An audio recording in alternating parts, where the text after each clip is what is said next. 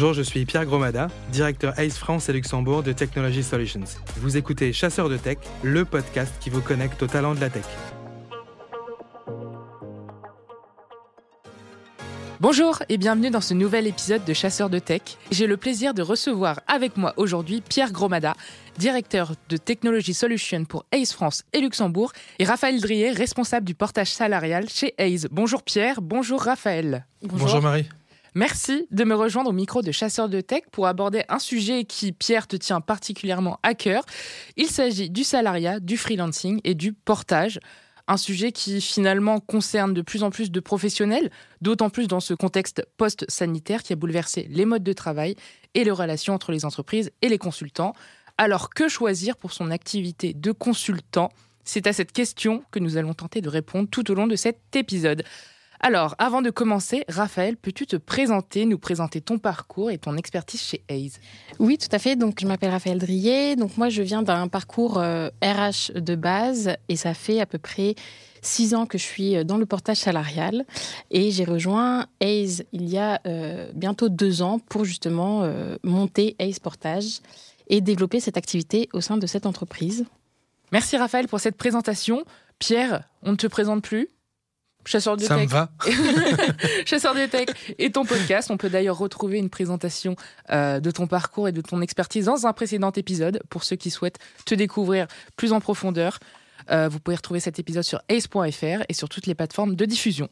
Pour en revenir à notre sujet principal, le salariat, le freelancing et le portage, pour commencer, comment pourrait-on définir ces 3 termes ?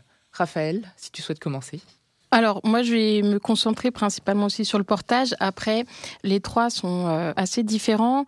Pour les résumer rapidement, donc, le salariat, c'est vraiment un mode d'organisation du travail qui est régi par le Code du travail. Et le contrat se caractérise par un lien de subordination juridique envers l'employeur. Ce qui est l'inverse justement du freelancing, où c'est plutôt un travailleur indépendant, donc il doit déclarer son entreprise et il n'y a pas de lien de subordination. Il est en totale indépendance et libre de ses choix. Et enfin, pour le portage salarial, plus précisément donc, dans mon domaine, c'est une relation tripartite qu'il y a entre le salarié porté, le client et la société de portage. Donc, il y a un contrat de prestation qui lie la société de portage et le client et un contrat de travail qui lie le salarié porté à la société de portage. Pierre, est-ce que tu souhaites compléter et donner les définitions du salariat et du freelancing ? Oui, effectivement, et aussi compléter en disant que finalement, le freelancing, c'est peut-être même plus un concept qu'un type de contrat. C'est un mot qui nous vient de l'anglais, donc c'est un anglicisme qui est rentré dans la langue française, qui renvoie aux travailleurs indépendants. Le freelancing, c'est pas un type de contrat. On peut pas signer un freelancing, ça se dit pas, ça n'existe pas. Donc, on signe un CDI, on signe un contrat de portage, on signe un contrat de sous-traitance, mais donc c'est pas un terme juridique. Voilà, c'est un concept qui vise à expliquer finalement le fonctionnement d'un travailleur indépendant. Là où le contrat de travail, par contre, c'est un terme juridique, c'est régi par le Code du travail en France, et comme le disait Raphaël tout à l'heure, ça se caractérise par le lien de subordination qui existe entre l'employeur et le salarié, les obligations qui sont communes à chaque partie. Est-ce qu'on peut retrouver certaines similitudes entre ces 3 statuts, Pierre ? Oui, écoute, tout à fait. En fait, entre le salariat et le portage salarial, il y a des similitudes, parce que le portage salarial, c'est un type de salariat.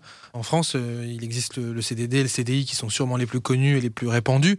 C'est ce qu'il y a de plus courant dans le langage commun et c'est le plus connu par tout un chacun. Mais le portage salarial, c'est un type de salariat. Raphaël en parlera mieux que moi. Et donc, il y a une vraie similitude entre les deux.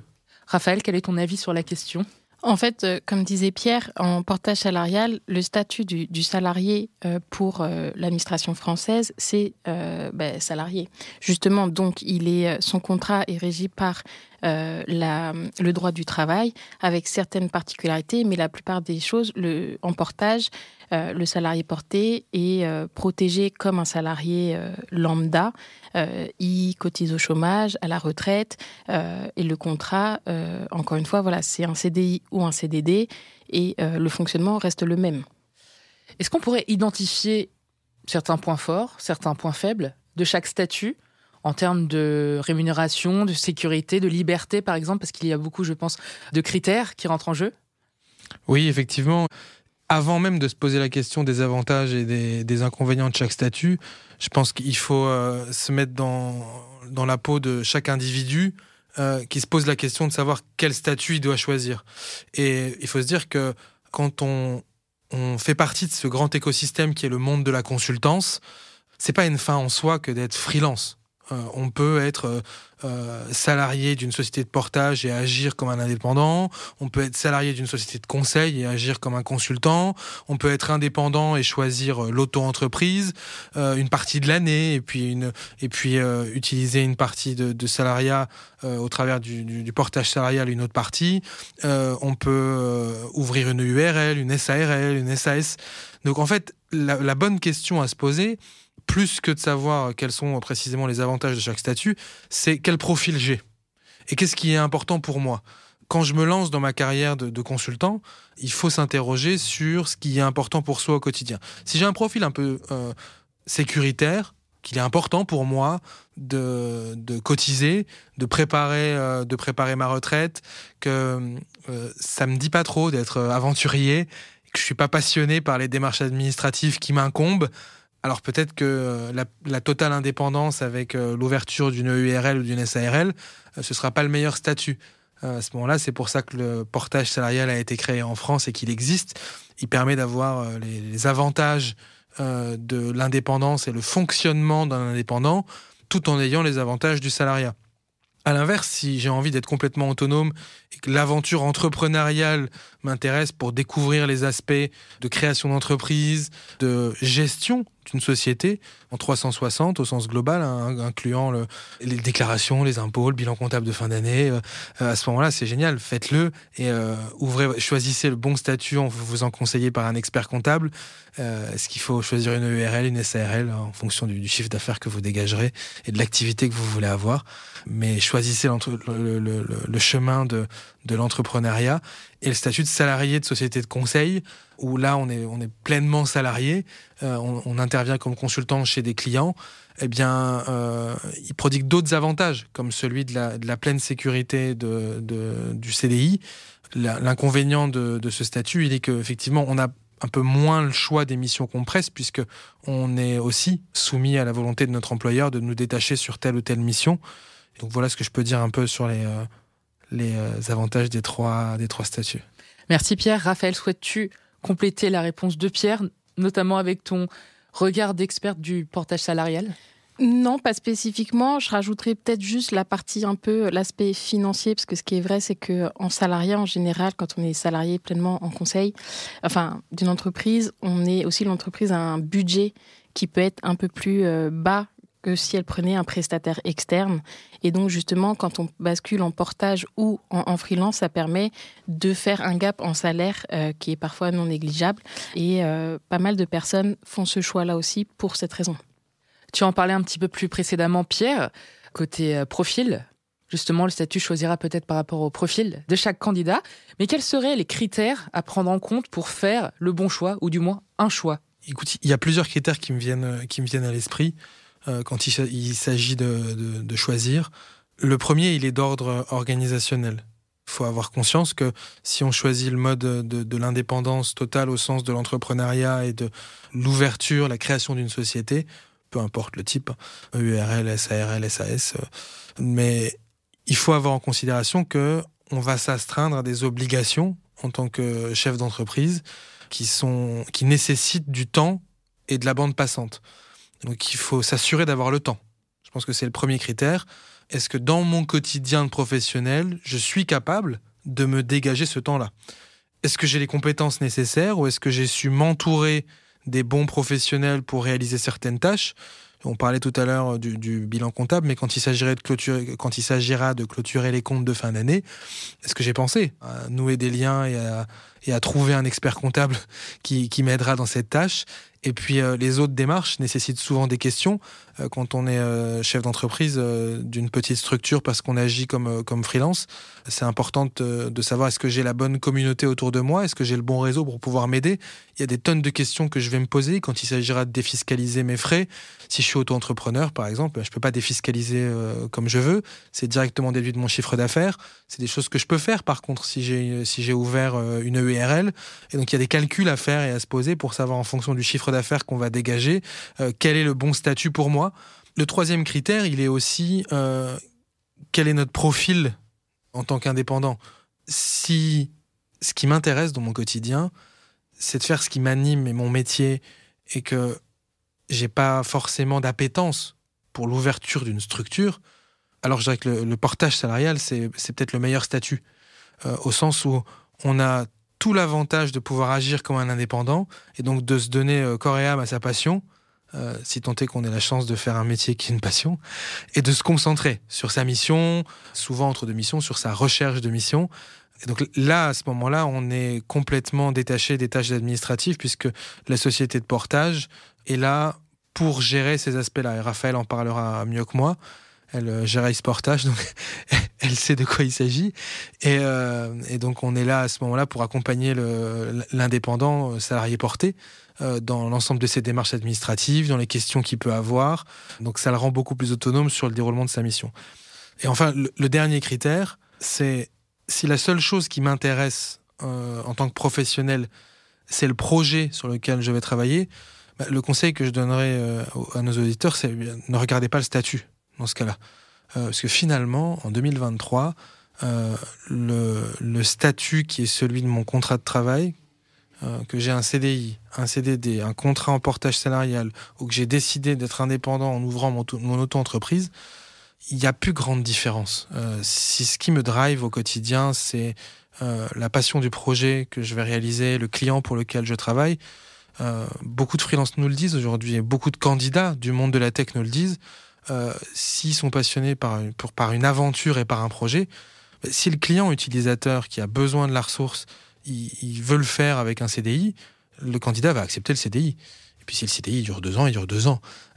Et si par contre le client final qui a besoin de la compétence souhaite externaliser et veut passer par un contrat de sous-traitance, à ce moment-là, créer une auto-entreprise, ça se fait en 24 heures, ou faire appel au conseil d'une société de portage, c'est un email et un coup de fil à Raphaël, et en 24 heures, le tour est joué. Donc le troisième critère, ce serait celui-là. Raphaël, partages-tu l'avis et l'analyse très complète de Pierre ? Oui, tout à fait. Ce qui est vrai, c'est que moi, quand j'ai les personnes en ligne qui se posent les questions, justement, je peux avoir une personne qui est salariée, qui ne sait pas trop est-ce que je me lance ou pas. Souvent, le portage, à la base, a été créé pour ça. C'est-à-dire que c'est des personnes qui hésitent, se disent c'est vrai que je suis confortable dans ma situation de salarié, mais j'aimerais bien me lancer à mon compte. Mais qui dit me lancer à mon compte, voilà, entraîne beaucoup d'autres choses. Et principalement la gestion administrative, chose que peu de gens aiment. Et donc, c'est vrai que le portage peut permettre de leur dire vous vous concentrez sur la mission, sur ce qui vous anime justement, la recherche de mission. Tout le reste est géré par nous. Donc, vous pouvez faire... souvent, les personnes font du portage salarial pendant 6 mois à 2-3 ans, et après se lancent une fois qu'elles ont développé leur réseau et que les missions, ils savent où aller les chercher, ou du moins elles tombent parfois aussi un peu toutes seules, parce qu'à force, dans l'IT et la tech, c'est vrai que ça peut arriver aussi comme ça, et donc elles se lancent, il n'y a plus ce souci de « faut que je fasse mes recherches, ça au moins c'est du temps de gagner, donc je peux me lancer à mon compte, c'est bon ». Et souvent, on le voit, Raphaël, quand on discute avec des candidats, il y a cette crainte de l'administratif. Alors, je ne sais pas si c'est une crainte ou une phobie, peut-être des fois un peu les deux. Un peu les deux. Les deux, mon capitaine. Mais il y a aussi souvent une association qui est faite entre le salariat et l'indépendance, qui n'est pas toujours justifiée, mais qui est en tout cas une crainte exprimée par les candidats avec lesquels on interagit, qui est la solitude. De se dire, aujourd'hui, je suis salarié, j'appartiens à une communauté, j'appartiens à un groupe parce que j'appartiens à une entreprise. Et si demain je me lance à mon compte en tant qu'indépendant ou en tant que salarié porté, est-ce que je vais pas être seul ? Est-ce que je vais pas me retrouver tout seul ?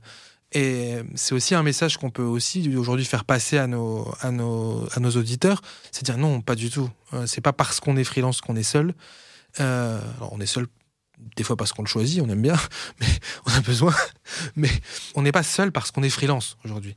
On est capable de se créer une communauté. Il existe des plateformes, il existe de nombreux réseaux qui permettent de travailler en communauté. Et puis, les sociétés qui sont partenaires des freelances, Ace Portage en fait partie, mais créent des communautés d'experts. Et on est aussi là pour ça, pour accompagner les indépendants dans leur volonté de ne pas être seuls. Autre question qui vient un petit peu en complément de la question précédente pour ce qui est des critères, justement à prendre en compte dans son choix. Y a-t-il des secteurs d'activité plus propices au salariat, au portage ou au freelancing ? Raphaël ?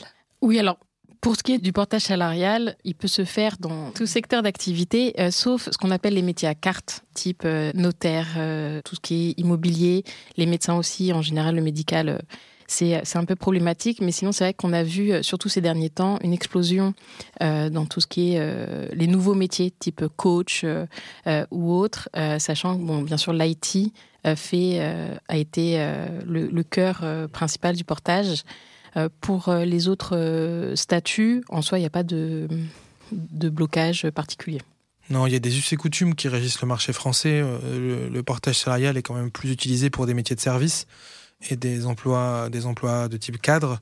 On le retrouve moins sur les entreprises qui avaient l'habitude de consommer peut-être un autre une autre typologie de contrat, qui est par exemple le travail temporaire, qui sont majoritairement des métiers de volume. On retrouve moins l'appel au portage salarial. Merci pour votre réponse à cette question. Et si on se concentre un peu plus sur ton domaine d'expertise, Raphaël, à savoir le portage salarial, peux-tu nous en dire un peu plus sur ses origines ? Pierre nous en parlait un petit peu plus tôt dans ce podcast. Peux-tu nous en dire un peu plus aussi sur les étapes et peut-être les acteurs clés du développement du portage salarial en France et dans le monde, pourquoi pas ? Ce qu'il faut savoir, c'est que le portage salarial, de base, il existe depuis plus de 20 ans. Mais on n'en entendait pas forcément parler en France. Il y a des acteurs majeurs qui existent depuis toutes ces années. Mais on a réellement vu une explosion du portage salarial depuis une petite dizaine d'années. Et aujourd'hui, en moyenne, il y a, c'est vrai, une société de portage qui s'ouvre tous les 6 mois, 1 an. Bon, je pense qu'il y en a tout autant qui ferment. Mais en tout cas, voilà, c'est vraiment le secteur qui est le secteur qui est très propice en ce moment, principalement dans l'IT, tout simplement parce que, comme on le disait tout à l'heure, l'État s'est aperçu que les salariés étaient vraiment bloqués par le passage à l'acte et de passer à leur compte.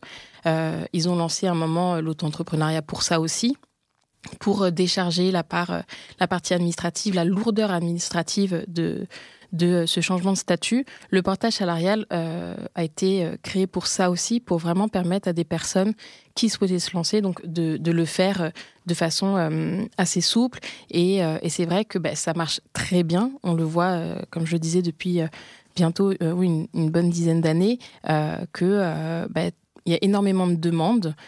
Beaucoup de personnes, nous on le voit tous les jours, des personnes qui ne connaissaient pas le portage salarial, on les renseigne et qui finalement font le pas de venir chez nous et apprécient énormément. Et certains le font, restent en portage toute leur vie d'ailleurs, parce que ça leur permet d'avoir à la fois cette sécurité tout en ayant la liberté de choix de mission et de pouvoir changer un peu comme ils le souhaitent.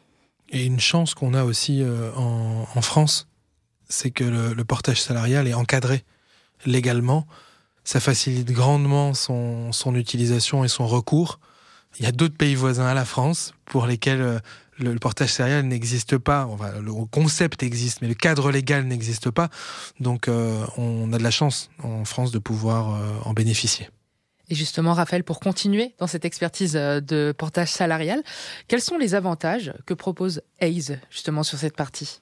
Le plus gros, je dirais, c'est justement l'appartenance à un groupe qui est le groupe Ace, avec tout son réseau de clients, de consultants qui peuvent permettre et aider et accompagner le salarié porté dans sa recherche de mission. C'est une grande force que n'ont pas toutes les sociétés de portage. Et pour moi, aujourd'hui, c'est le plus gros avantage qu'on peut avoir, parce que ça peut rassurer aussi les salariés portés de se dire je fais partie d'une communauté où il est facile pour moi de trouver des missions par rapport à d'autres structures. On rappelle qu'une société de portage n'a pas le droit de faire la recherche de mission pour son consultant. Un salarié porté, agit de manière indépendante. Donc c'est à lui de faire sa recherche de mission. C'est pas l'objectif d'une société de portage. Donc c'est le fait d'appartenir au réseau ACE qui a un avantage, puisque du coup, dans sa recherche de mission, le salarié porté a accès à une communauté, comme le disait Raphaël. Donc cette accessibilité est grandement facilitante lorsque le salarié porté a besoin de chercher sa mission. Dernière question, on arrive déjà à la dernière question de ce podcast. Quel conseil donneriez-vous à une personne qui souhaite se lancer dans le consulting et qui hésite entre le salariat, le freelancing et le portage ? Raphaël, si tu veux commencer. Comme l'a dit Pierre précédemment, c'est vrai, c'est vraiment se concentrer sur lui, ce qu'il recherche principalement, ce qu'il attend aussi et ce qu'il est prêt à accepter comme condition de travail, si je puis dire, dans le sens où, comme on l'a expliqué précédemment, soit il veut vraiment une sécurité, un salaire fixe tous les mois, et dans ces cas-là, autant choisir le salariat.